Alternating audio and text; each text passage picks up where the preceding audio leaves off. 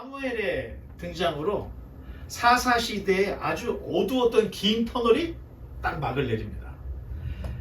사사들의 그 노력에도 불구하고 가나안을 다 정복했습니까? 못했습니까? 아쉽게 다 못했죠.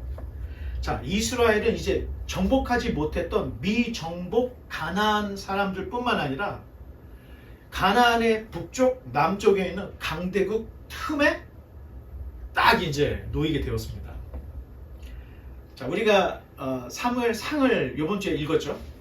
근데 사실은 원래 사무엘상하가 붙어있던 한 권이었습니다. 근데 유대인들이 히브리 성경을 헬라어로 바꿀 때 내용을 보니까 다윗을 기점으로 해서 상하로 나눌 필요가 있다고 해서 나눈 거예요. 그걸 우리가 그대로 수용을 해서 기독교에서 지금은 사무엘 상하, 다윗을 중심으로 상하로 나눠져 있습니다. 자, 사무엘서는 총 31장으로 되어 있습니다. 여러분 31장 읽음만 했죠? 조금 빠르게 읽으면, 제가 볼 때 진짜 빨리 읽으면 한 50분이면 읽을 수가 있었던 것 같은데, 죄송합니다. 그건 아닌 것 같고 사실 사무엘상은 제가 설명할 게 없어요. 왜냐하면 내용 자체가 삼국지 소설 같이 전쟁하는 이야기 뭐 이런 내용들이 있기 때문에 그렇게 따분하고 재미없는 내용보다는 읽을 만한 내용들이 많이 있습니다.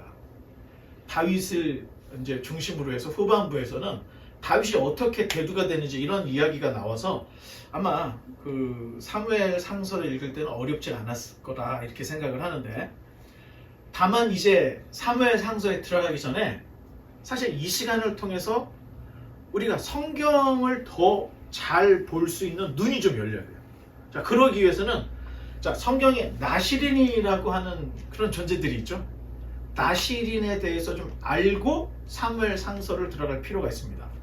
자, 그 다음 그림을 보면 하나님께서는 사람을 통해서 역사를 해왔습니다. 따라서 준비된 사람이 언제나 하나님께서는 필요했어요. 모세와 같은 지도자가 없어서 이 히브리 사람들이 거의 400년 동안 애굽에서 오도 가도 못하는 그런 일들이 있었죠.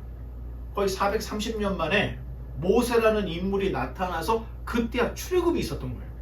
또 사사 시대를 지난 시간에 대략 겹치는 사사들 빼놓고 그 연수를 계산했더니 한 400년 정도의 12사사가 움직였다 얘기를 드렸는데, 사무엘과 같이 준비된 사람, 준비된 지도자가 안 나오니까 400년 동안 구약의 최고의 어두운 암흑 시대가 있었던 겁니다. 뿐만 아니라 구약과 신약의 중간 시대, 구약 말라기, 그 다음에 신약의 마태복음 그 직전까지 그 기간을 우리가 한 400년 정도의 중간 시대로 보는데, 세례 요한과 같은 사람이 준비가 되지 않으니까 400년이 그냥 지나가 버렸던 거예요.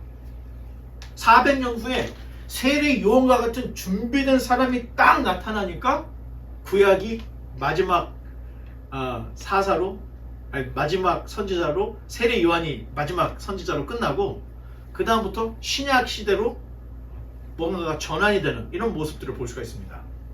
그러다 보니 하나님께서 언제나 준비된 사람, 헌신된 사람, 구별된 사람, 충성된 사람을 찾으시더라는 거다. 이런 걸 발견할 수가 있습니다. 그래서 예수님이 이 땅에 오셔서 요한복음 4장인가에 이 수가성 여인과의 대화 속에서 하나님이신 예수님이 이런 얘기를 합니다. 하나님은 지금도 영과 진리로 참되게 하나님을 예배하는 자, 그런 자를 찾고 계시다. 예수님도 그런 얘기를 했다는 거예요. 자, 그런 관점에서 성경을 보면 하나님은 늘 준비된 자를 찾고 계셨다. 자, 그런데 하나님이 그렇게 필요한 사람을 찾고 찾아도 나타나지 않아. 기다리다 준비된 사람, 쓸만한 사람이 나타나지 않을 때 하나님께서 직접 사람을 준비하시는데, 하나님이 직접 준비한 사람을 우리가 민수기 6장에 나오는 나시린이라고 부른다는 겁니다. 자, 대표적으로 나시린에는 우리가 아는 삼손, 사무엘, 세례 요한과 같은 사람들은 다 나시린이었습니다. 참 재미있는 것은 이 나시린들이 태어나기 전에 수태고지가 있었다는 거예요. 수태고지가 뭐냐면 태어나기 전에 천사가 네가 아들을 낳을 것이다. 이런 수태고지가 있었다는 거예요. 재밌죠? 자, 그 중에 사무엘은 제사장이었죠? 선지자였죠? 사사였죠? 나시린이었죠? 굉장한 사람이었습니다. 자, 나시린이라는 말이 이 헌신자 또는 봉헌자, 드림이 된 사람, 나자르라고 하는 말에서 파생이 돼서 나왔습니다. 자, 민수기 6장에 나시린이 금해야 될 것들이 있는데, 첫 번째, 술을 가까이 하지 말았습니다. 포도주를 막지 않았다는 얘기죠. 그리고 머리를 자르지 않았던 거야. 칼을 대지 않았던 거야. 삭도를 대지 않았다. 그리고 시체를 멀리했다. 자, 이렇게 세 가지 규정이 나오는데, 아마도 머리를 깎지 않았어요. 자, 그렇다면 외관상 나시린은 그냥 직관하면 딱 보이는 거야. 남자인데 머리를 안 깎았어. 엄청 길어. 나시린일 가능성이 높다는 거야. 자, 이러한 특별 규정들은 서원한 사람으로서의 구별을 나타내는데, 왜 그렇게 했을까? 새 속에 물들지 말라는 의미가 담겨져 있고, 또 한 가지는 절대 몸을 상하지 말라는 규정. 하나님이 나시린은 굉장히 소중하게 여겼다는 거야. 그래서 머리 깎다가 다칠까봐 칼도 못 대. 시체를 가까이 했다가 전염병 오를까봐 시체도 가까이 하지 못해. 주로 사람들하고 어울려 살지 못하고 떨어져서, 또 술 먹고 굉장히 또 뭐 취해갖고 비틀비틀하다가 죽을 수 있으니까, 아예 이런 규정들을 보면 하나님이 나시린을 굉장히 소중하게 여겼구나. 자, 이런 걸 볼 수가 있습니다. 자, 그 다음에 보면 나시린의 서약이 있습니다. 자, 임시 서약이 있고 종신 서약이 있는데, 임시 서약은 누구나 갈 수 있어요. 내가 나시린으로 하나님께 봉사하겠습니다 하면 최소 한 달이에요. 최소 30일에서 평생을 서원해서 자기 자신을 나시린으로 드릴 수가 있었습니다. 그러면 종신서약은 그야말로 태어나서 죽을 때까지 평생을 나시린으로 살아가는 거예요. 자, 종신서약했던 또는 종신사역을 했던 나시린으로 우리가 아까 얘기했던 삼손이 있었죠? 사무엘, 그리고 우리가 성경을 보지 않으면 절대 모를 사람들이 있는데 그룹으로 있었어요. 레갑 자손들이 거의 헌신된 족속으로 살았다는 거예요. 그리고 세례 요한이 있습니다. 자, 나시린으로서의 헌신 기간이 종료가 되면, 첫째, 번제물로 1년 된 순양을 드렸고, 속죄제로 1년 된 암양을 드렸고, 화목제로 순양을 드렸어요. 다 드리죠. 번제, 속죄제, 화목제, 한 가지 더. 소제, 전제, 무교병 한 광주리를 요제 제물과 함께 드려서 모든 사람들에게 이 사람은 나시린 서약이 종료되었다는 것을 공식적으로 보여주는 거예요. 굉장히 화려했죠. 자, 위의 내용을 볼 때 사도 바울도 나시린으로 헌신했던 사람으로 볼 수가 있어요. 왜? 사도행전 18장 18절에 바울이 일찍이 서원이 있으므로 갱그레아에서 머리를 깎았더라. 아니, 사도행전이 잘 진행되는데 사도 바울이 머리 깎는 일이 뭐가 그렇게 중요하다고 서원까지 해서 머리를 깎았을까? 머리를 깎았다는 그 의미가 임시적 나시린 서원 기간이 끝났다고 하는 이런 개념으로 받아들일 수 있다는 거예요.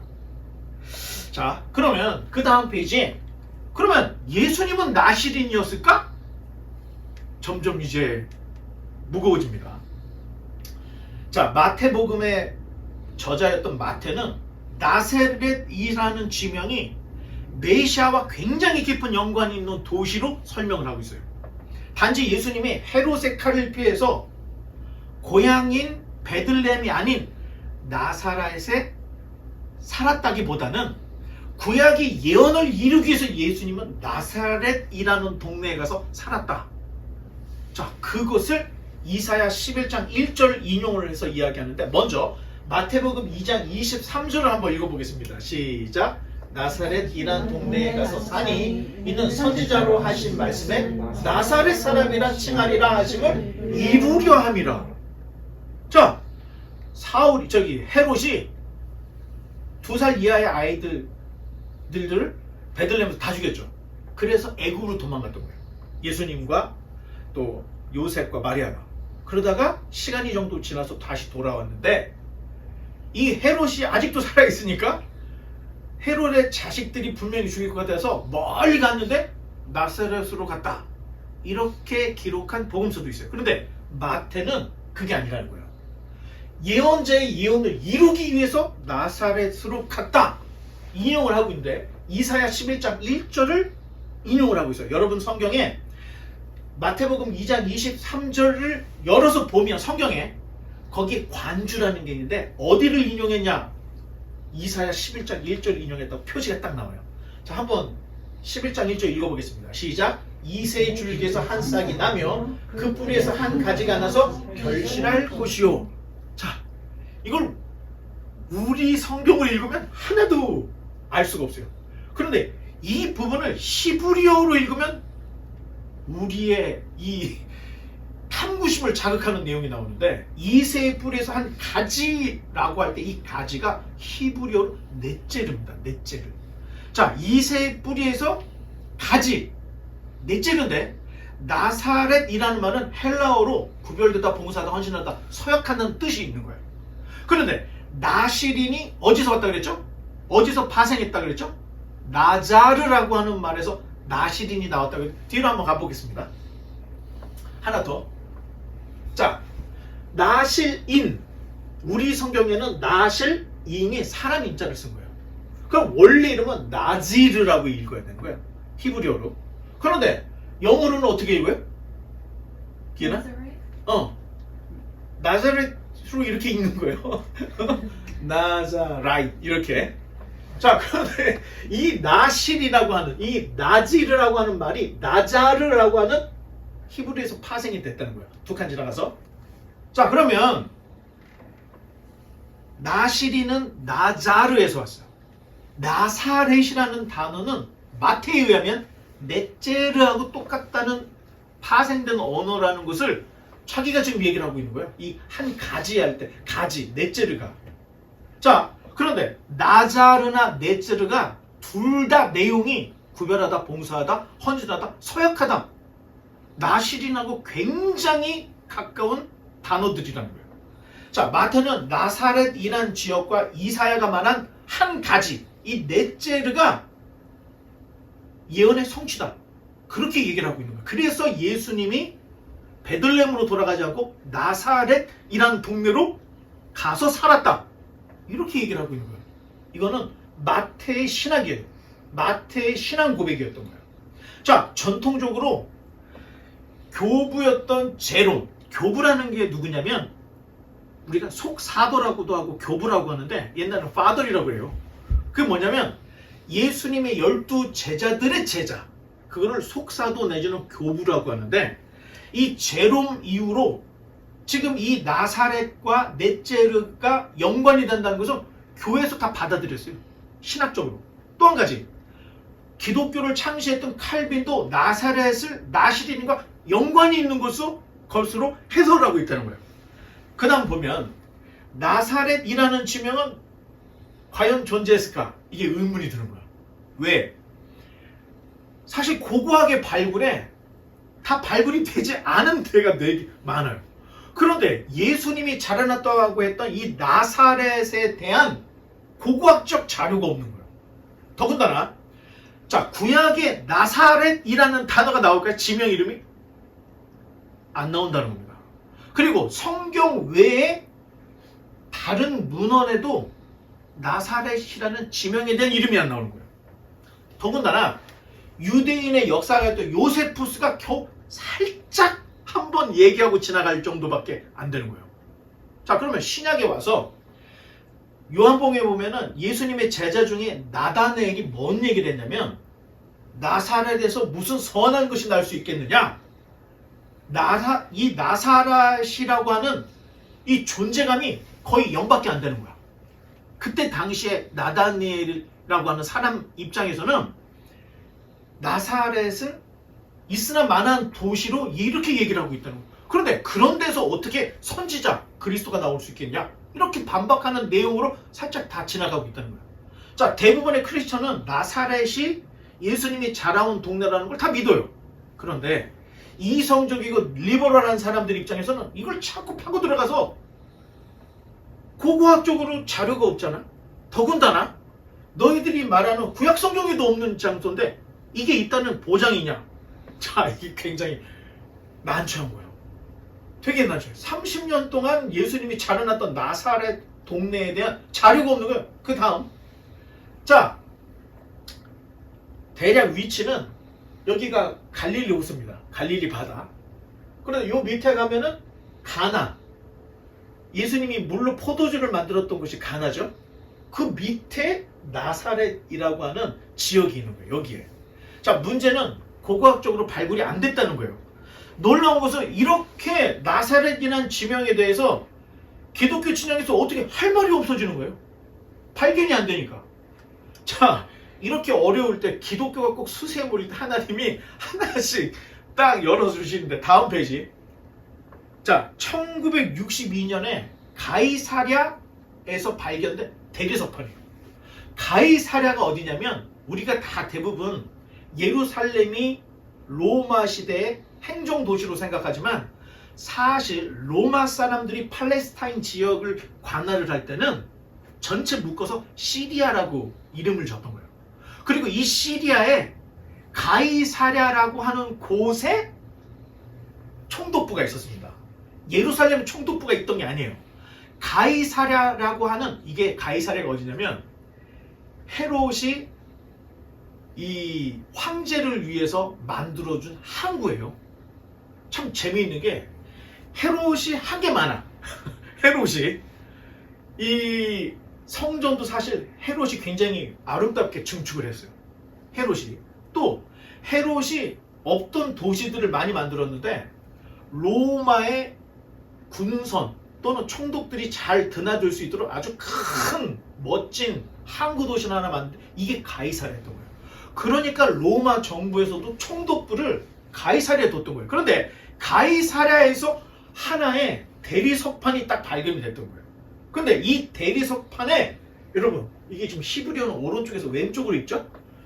쭉 있는데 히브리어로 갈릴리 지방의 지명들을 적어놓은 내용 중에 나츠랏이라고 하는 지명이 있는 거야.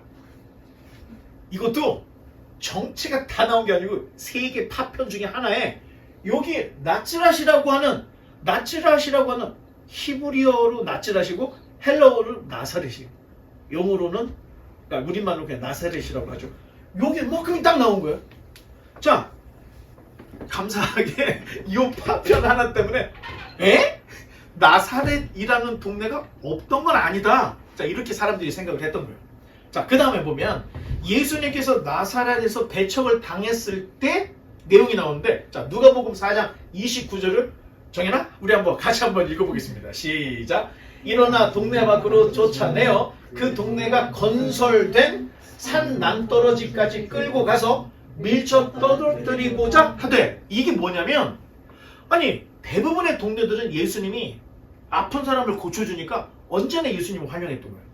그런데 이상하게 나사렛 회당에 가서 예수님이 복음을 전했을 때는 나사렛 사람들이 굉장히 배척을 했던 거예요. 자, 예수님이 태어나기는 어디서 태어났죠? 베들레헴. 그런데 자라난 곳이 어디라고 그랬어요? 나사렛. 자, 어찌 생각하면 나사렛은 예수님의 제2의 고향과 같은 곳이에요. 그런데 사역을 하다가 예수님이 나사렛에 갔는데, 아니 나사렛 사람들이 와, 우리 동네를 빛내줄 영웅이 나타났다, 이게 아니고 오히려 예수님을 배척해요. 그런데 얼마나 배척을 했는지, 자, 일어나서 이 나사렛 사람들이 일어나서 동네 밖으로 쫓아내요. 예수님을 동네 밖으로 쫓아내고 그 동네가 건설된 낭떠러지까지 끌고 가서 예수님을 밀쳐내려고 했던 거예요. 죽이려고 했다는 거죠. 자, 이 지금 부분이 굉장히 재밌는데, 자, 여러분이 여기 보면 여기가 사해입니다. 사해. 지도상으로 사해. 그렇죠? 그리고 여기가 갈릴리 호수예요. 3D 지도로 이렇게 보면은 요 나사렛이라고 하는 요 지역은 산악지대입니다. 구릉지대, 높은 지대예요. 그런데 묘하게 B5A, B5B 여기라고 되어 있는 요 부분이 그 유명한 무기토 평야입니다. 이스라엘 평야. 그런데 요 평야하고 나렛 사이에는 굉장히 격차가 크다는 거예요. 지도상 말이 너무 많은 거야. 지금 예수님을 나사렛 사람들이 밀쳐내려고 했는데 밀쳐낸 곳이 바로 이 낭떠러지가 있는 곳이라는 거예요. 여기가. 주로 이 사람들은 사람이 죽으면 이 낭떠러지에다 갖다 집어 던져버렸던 거야. 예수님을 진짜 죽일 생각으로 밀으려고 했던 거예요. 근데 그때 우리가 이 30절을 읽어보면 예수님이 갑자기 그 자리를 쫙 벗어났다. 성경에 그렇게 써있죠. 그냥 지나가셨다고 돼 있어요. 사람들이 있는 데에서 그냥 지나갔다. 사람들이 더 이상 예수님을 배척하지 못하고 그냥 예수님이 지나가는 걸 보고 그냥 사건이 마무리가 되는 내용이 있는데, 지형적으로도 나사렛이 여기 있을 수밖에 없고, 지형적으로 이스라엘에 있는 이 낭떠러지, 그리고 성경에 누가복음 4장에 있는 내용이 굉장히 일치를 한다는 거예요. 자, 더욱이 사도 바울을 그때 당시에 유대 종교 지도자들이 사도 바울을 어떻게 불렀어요? 나사렛 이단의 괴수라고 불렀던 거예요. 응. 자, 그렇다면 나사렛이라는 동네가 굳이 없다고까지 주장할 필요가 없다는 거예요. 내용이. 그때 당시 사람들에게는 나사렛이라는 동네가 있었고 예수 운동이 나사렛과 연관이 있다는 걸 다 알고 있었던 거예요. 그래서 기독교, 예수교를 핍박을 할 때 사도 바울에게 나사렛 이단의 괴수다, 이렇게 총독에게 또는 유대 왕들에게 재판을 볼 때 이렇게 얘기했던 걸 우리가 볼 수 있어요. 자, 이런 정황을 볼 때 복음서에 나와 있는 나사렛이라는 동네를 굳이 우리가 의심할 필요는 없다. 자, 여기까지 볼 수가 있습니다. 자, 그런데 그 다음 페이지에 보면, 자, 예레미야의 레갑 자손에 대한 이야기가 나와요. 아까 종신서원한 그룹 중에 레갑이라고 하는, 굉장히 생소하죠. 레갑 자손에 대한 이야기가 나왔다. 제가 그런 얘기를 했는데, 레갑 자손의 조상이 미디안 사람입니다. 그런데 미디안은 아브라함의 첩이었던 그두라가 낳은 6명의 아들 중에 4번째 아들이 미디안이었던 거예요. 그런데 이 미디안의 자녀들 중에 겐이 나왔는데 겐 족속이라는 그룹을 이루었어요.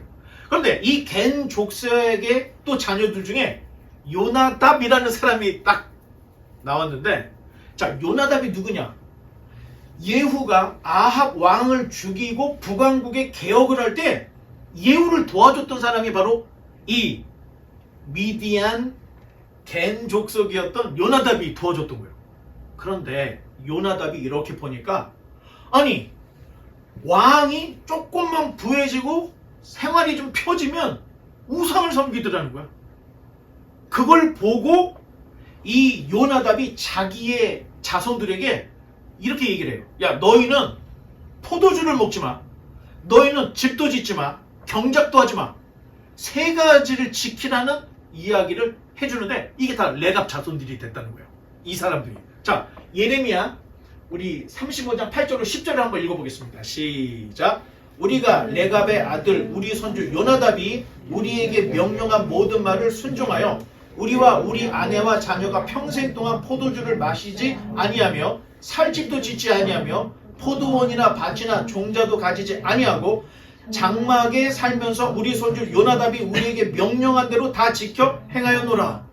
자, 좀 생뚱없이 갑자기 예레미야 얘기를 해서 여러분들이 좀 혼란스러울 텐데, 예레미야가 놀랐던 것은, 자, 이미 예레미야가 쓰여질 때는 북왕국 이스라엘이 멸망했던데요. 그리고 남왕국도 거의 이제 파국으로 치달아서 유대 나라가 거의 없어질 지경까지 와 있는 거예요. 그러니까 예레미야가 너무 답답한 거예요. 하나님의 주시는 예언은 예루살렘이 멸망한다는 거예요. 너무 답답해. 그래서 이 예레미야가 어떻게까지 얘기했냐면, 하나님, 왜 의인을 악인들에게서 죽게 하십니까? 하박국도 이런 얘기를 했죠. 그랬더니 하나님이, 야, 누가 의인이냐? 하나님이 이렇게 논박을 해요. 그러니까 지금 예레미야가 한 대 맞은 거예요. 예루살렘이 의인 아닙니까? 뭐가 의인이냐? 예레미야가 이런 얘기를 해요. 너 밖에 나가서 의로운 사람을 네가 한 명만 찾을 수 있으면 내가 예루살렘 멸망 안 시킬게. 그래서 이 예레미야가 눈물을 흘리면서 열심히 찾는데 한 명도 찾지 못했던 거예요. 그때 하나님이 이런 얘기를 하는 거예요. 레갑 사람들한테 좀 물어봐라. 레갑 사람은 사실 유대인하고 미디안 사람, 갱 사람들이 섞여 있는 혼혈족인 거예요. 그런데 유대 땅에 살고 있어.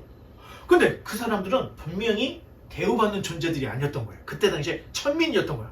그런데 예레미야 가서 물어봤더니, 그랬더니 이 사람들이 자기네 지금 선조였던 요나답이 이야기했던 대로 그대로 살고 있는 거야. 포도주를 안 마시고 집도 안 짓고 장막에서 살아. 그리고 경작을 안 해. 자, 뭐 먹고 살았는가? 이 사람들은 기술자 직업을 가지고 있었던 사람들이니까 무엇인가를 만들어. 자, 역대상, 자, 그 다음에 보면 역대상 2장의 레갑 자손들은 유다 지파와 연관된 기술자 집단으로 역대상 2장 50절에서 55절에 나와 있어요. 자, 그래서 우리가 레갑 사람들은 기술자들이었구나 하는 걸 알 수 있는데, 진짜 이제부터 놀라운 것은 예수님과 요셉의 직업이 뭐였죠? 목수! 기술자들이었다는 거예요. 뭔가가 연관성을 찾을 수가 있죠. 그런데 레갑 자손은 나시린적인 삶을 종신서약을 했던 그룹이었다는 거예요. 자, 놀라운 것은 레갑 자손들이 살던 지역이 신약시대에 나사렛으로 추정이 된다는 겁니다. 자, 누가복음 4장에 예수님께서 나사렛에 가셨을 때 나사렛 사람들이 유독 예수님을 배척했다 그랬죠. 자, 배척을 받은 이 숨겨져 있는 이유들을 살펴보면 바로 전에 나사렛 오기 전에 예수님이 가나라는 곳에서 기적을 하나 일으켰어요. 그게 무슨 기적이었죠? 가나에서? 혼인잔치에서? 무슨 기적? 물을 포도주로 바꾸는 기적을 일으켰던 거야. 그런데 레갑 사람들은 금지했던 게 뭐였다 그랬죠? 포도주. 자, 예수님은 사실은 베들레헴 사람이에요.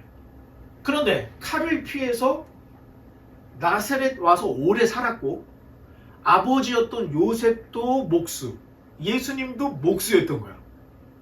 그런데 이 사람이 선지자라고 돌아다니면서 왔는데 가나라고 하는 바로 옆 동네에서 포도주를 만들었다는 거야.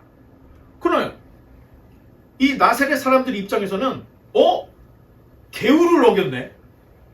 레갑 자손이 대대로 지금 우리가 실천하고 왔던 포도주를 먹자는 것을, 아니 예수라는 선지자가 포도주를 만들었다는 거야.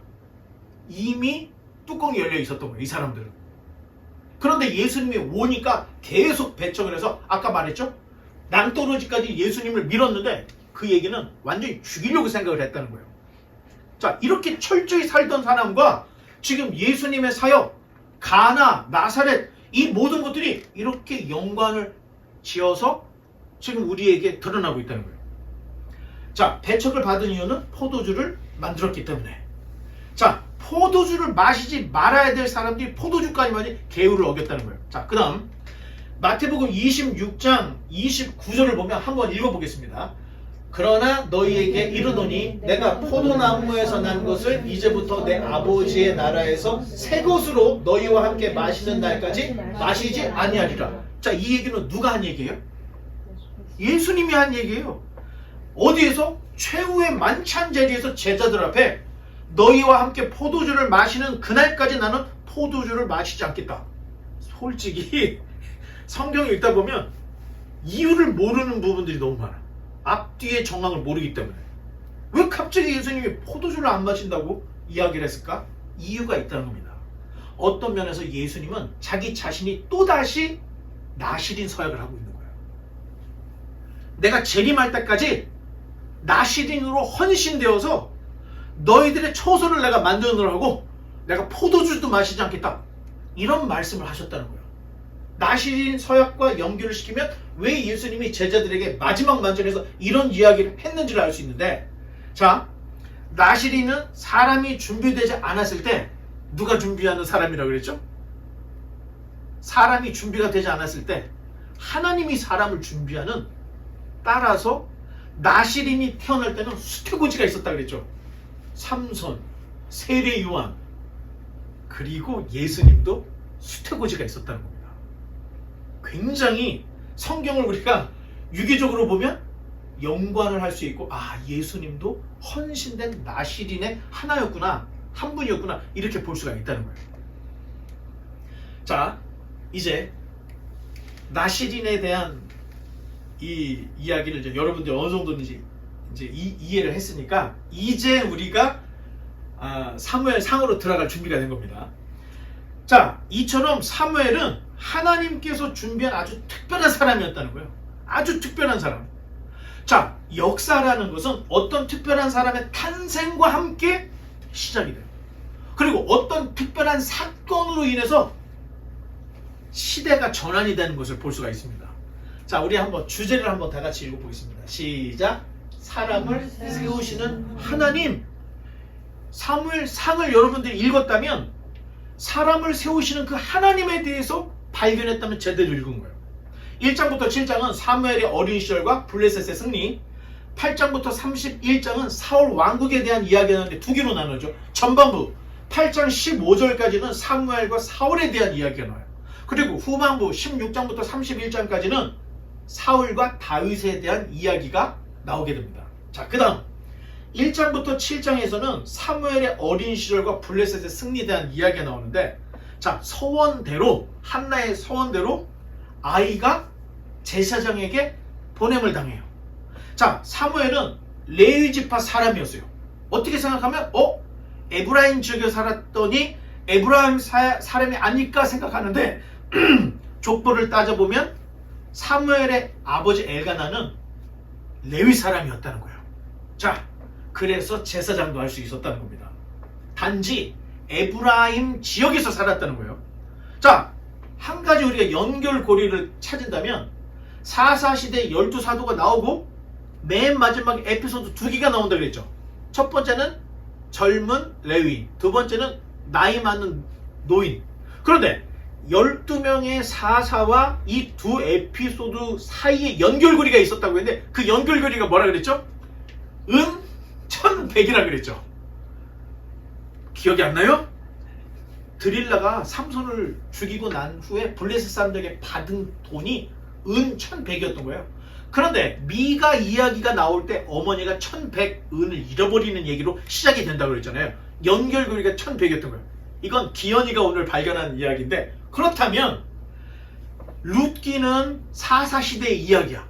그러니까 사사기 끝에 룻기가 있어. 그러면 그 다음 사무엘상으로 연결되는 연결고리는 무엇인가 생각할 때 엘가나가 사사기에 나오는 늙은 노인처럼 부인이 둘이었다는 겁니다. 첩이 있었다는 거예요. 이 첩이 한나를 괴롭혔죠. 그래서 한나가 애걸복걸 하다가 하나님께 아이를 주면 내가 바치겠습니다 했더니 하나님이 올건이 잘 됐다. 아이를 줬던 거예요. 그래서 그 아이를 하나님께 바치는 나시린이 되어버렸다는 겁니다. 연결이 되죠. 자, 그래서 어떻게 생각하면 이 연결고리는 엘가나에게 부인이 둘이 있었다. 왜? 사사기에서도 늙은 노인이 첩 때문에 벌어진 일로 끝났기 때문에 연결고리를 찾는다면 이렇게 된다는 거예요. 자, 그렇다면 부르심을 받은 사무엘의 엘리 가문에 대한 경고가 이제 1장부터 7장에 나와요. 부름을 받은 이 사무엘이 잠을 자고 있는데 하나님이 부르셨죠. 계속 불러. 그랬더니 엘리한테 가서 나를 불렀습니까? 했더니 내가 부르지 않아서 3번쯤 되니까 엘리가 하나님이 사무엘을 찾는다는 걸 알고 이번에도 그 소리가 나면 주여 주의 종이 듣겠나이다 라고 얘기하라고. 그랬더니 얘기를 했어요. 받은 내용이 뭐냐?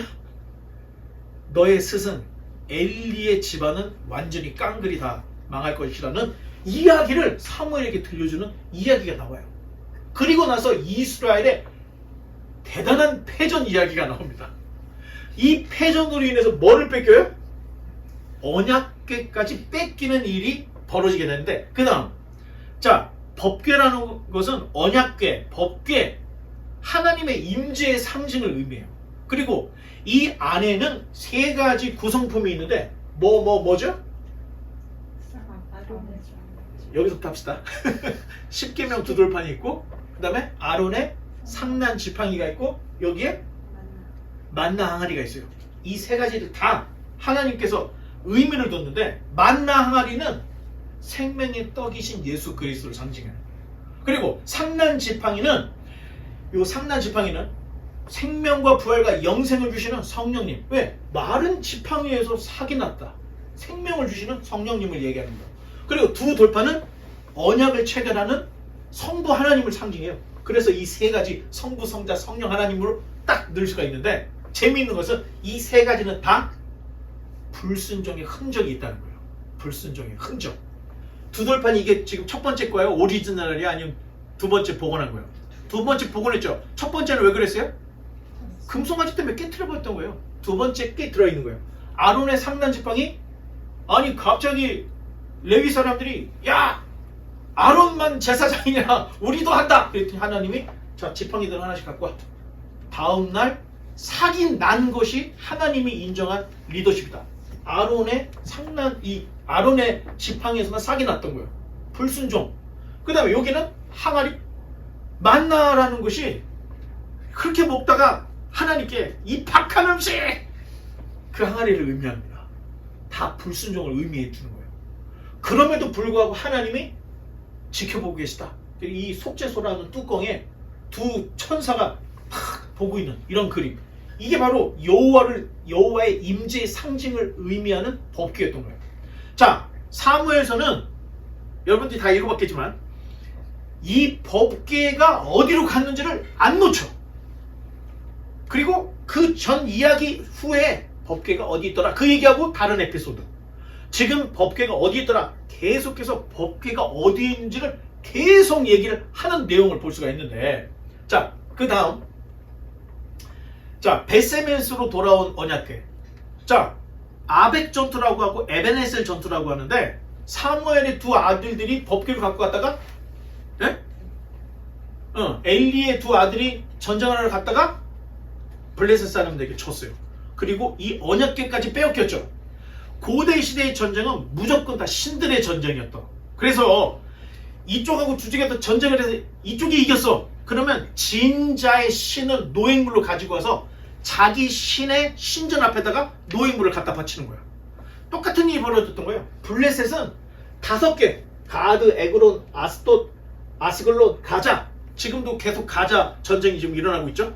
이 5개 도시 성으로 만들어진 국가가 바로 블레셋이었던 거예요. 자, 그 중에서 여호와의 법궤는 아스돗에 있는 다곤 신전에게 바쳐졌던 거예요. 그런데 자고 일어날 때 어떤 일이 생겼어요? 다곤의 신상이 여호와의 법궤 앞에 넘어져 있고 문지방이 널려 있고 막 이런 얘기가 있죠. 거기뿐만이 아니에요. 독종이 이 아스돗에 쫙 퍼져갖고 사람들이 계속 급적하고 막 아프고 막 열나고 난리가 난 거예요. 자, 그랬더니 안 되겠다. 가드로 보내자. 아스돗에서 가자로 보냈던, 가드로 보냈어요. 가드로. 자, 가드 하면 딱 생각나는 인물이 하나 있죠. 누구죠? 가드 사람? 키가 막 6척이나 되고 골리앗이 바로 가드 사람이었던 거예요. 왜 이 사람들이 아스돗에서 법궤를 가드로 옮겼을까 생각해보니까 이 사람들 생각에 거인들이 사는 가드에 법궤 가면 법궤가 꼼짝도 못하겠지. 이렇게 계산을 하고 가드로 보냈다는 거예요. 그런데 어떻게 됐죠? 가드에서도 독종에 반해서 사람들이 도저히 안 되겠다. 이거 좀 다른 데로 데리고 가라.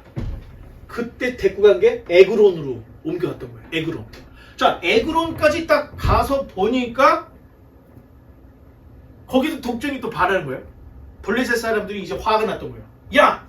여호와의 법궤를 원래대로 보내라! 사람들이 이런 얘기를 해요. 자, 그랬더니 그 다음 법궤가 블레셋 땅에 무려 7달, 7개월이 있었던 거예요. 자, 블레셋의 제사장들하고 복술자들이 속건제로 금독종 5개, 금쥐 5개를 만들어서 확률 게임을 한번 해보자. 이런 아이디어를 냅니다.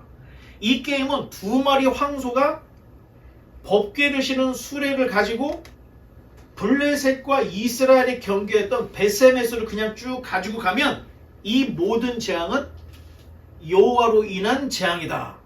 그런데 그렇지 않고 이 소가 막 펄쩍펄쩍 뛰고 여기저기 가고 막 난리가 났다. 이건 우연히 벌어진 일이다. 이렇게 생각을 했던 거예요. 자, 이건 성경에 있는 내용입니다. 아마도 블레셋 사람들은 자, 소들이 분명히 제멋대로 날뛸 것이다. 자, 여기에 기대를 걸고 모든 재앙이 그냥 우연히 일어난 거야. 이렇게 되기를 기대하는 마음으로 이 확률 게임을 시작을 했는데, 블레셋의 제사장들과 복술자들이 정말 승률 100%짜리 게임을 딱 준비하는 거야. 블레셋 사람들 앞에서. 첫째, 젖나는 암소 2마리. 자, 젖이 난다는 건 뭐죠? 그냥 소라고 해서 젖이 그냥 나오는 게 아니야. 새끼를 출산해야 젖이 나오는 거예요. 그리고 두 번째, 멍에를 메어보지 않은 거야. 이 소들은 늘 방목만 했던 거야. 방목.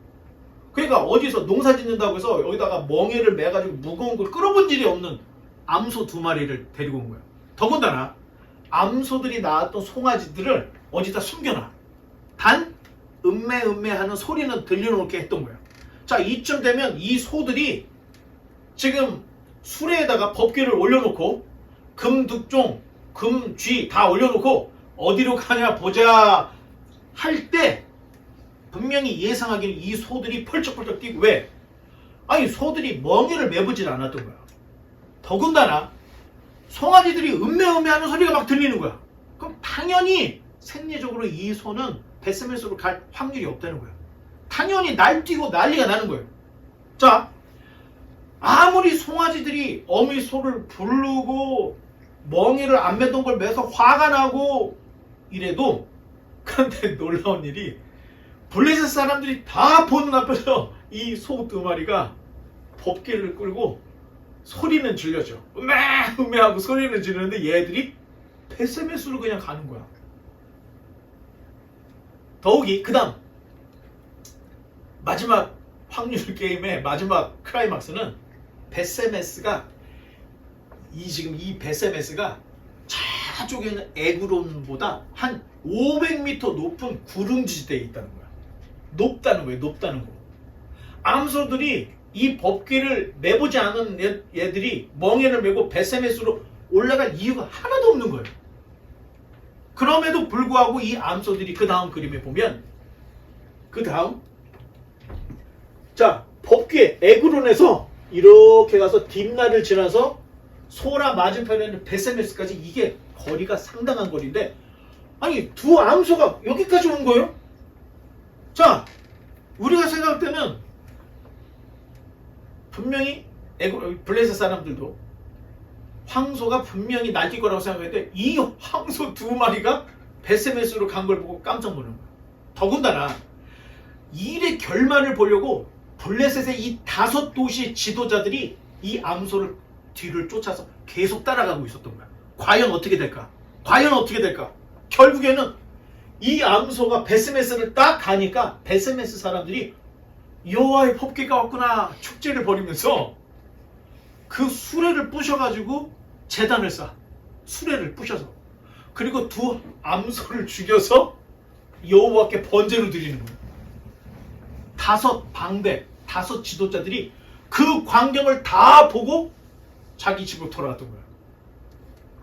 아마 내가 생각할 때 블레셋 사람들이 소름이 돋았을 거야. 이 승률 100% 게임에서 암소 2마리가 베세메스로 갈 확률은 1%도 없었던 거야.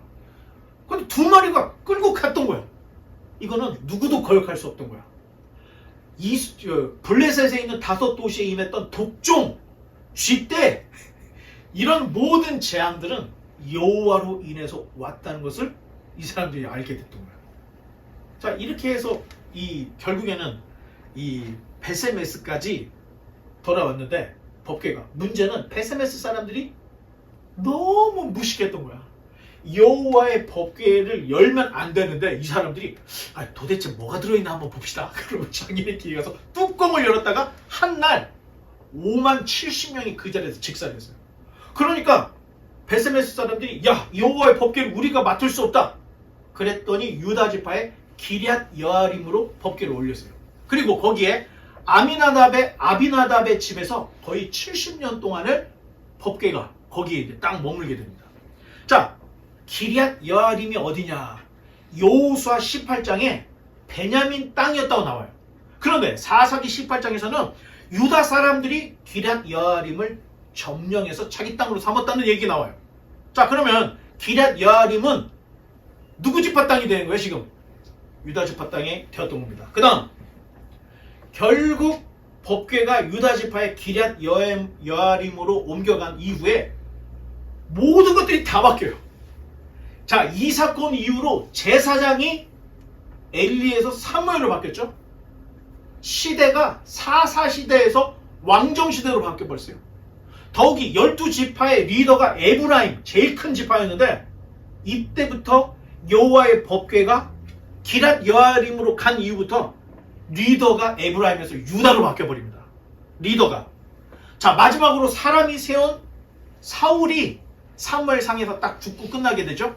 그리고 하나님이 세운 다윗이 왕위를 이어나가는. 자, 사울과 다윗이 이 바뀌는, 왕권이 바뀌는 그 트리거가 뭐였죠? 방어세가 골리앗과의 전쟁이었습니다. 우리가 수련회 때 이미 한번 살펴봤죠? 이 다윗이 골리앗을 쓰러뜨린 그것이 완전히 역전을 시켜서 이제 사울은 기울고 다윗이 왕이 되는 일, 그 트리거가 바로 골리앗과의 싸움이었다는 거예요. 지금 사무엘상의 이야기는 다윗이 점점 대두하는 걸로 딱 끝이 나버리는 거예요. 여기까지. 자, 그 다음 그림을 보면 사무엘상은 전환의 책이다 이렇게 말할 수 있어요. 왜? 정치 체제가 신정에서 왕정으로 바뀌었죠. 제사장이 엘리야에서 사무엘로, 왕의 그 왕권이 사울에서 다윗에게, 그 다음에 리더의 지파가 에브라임에서 유다로 다 바뀌는 내용이 사무엘상에 기록되어 있다는 겁니다. 이제 말씀의 결론 맺겠습니다. 사무엘상에서 우리에게 주시는 교훈은 촛대는 언제든지 옮겨질 수 있다는 겁니다. 촛대는, 특히 촛대는 누구에게 옮겨지냐? 하나님 마음에 합한 자에게로 촛대가 옮겨진다는 거예요. 중요한 것은 하나님의 마음에 합한 자가 돼야 되는 건데, 하나님 마음에 합한 자가 되기 위해서는 여러분 성경을 몰라서는 절대 하나님 마음에 합한 자가 될 수 없습니다. 왜? 성경을 읽어야 하나님의 마음을 알게 되는 거예요. 그래야 하나님께서 기뻐하시는 마음에 합한 자가 될 수 있기 때문에 성경을 읽지 않고서는, 제가 조금 무리한 얘기지만 여러분 기도로 되는 게 아닙니다.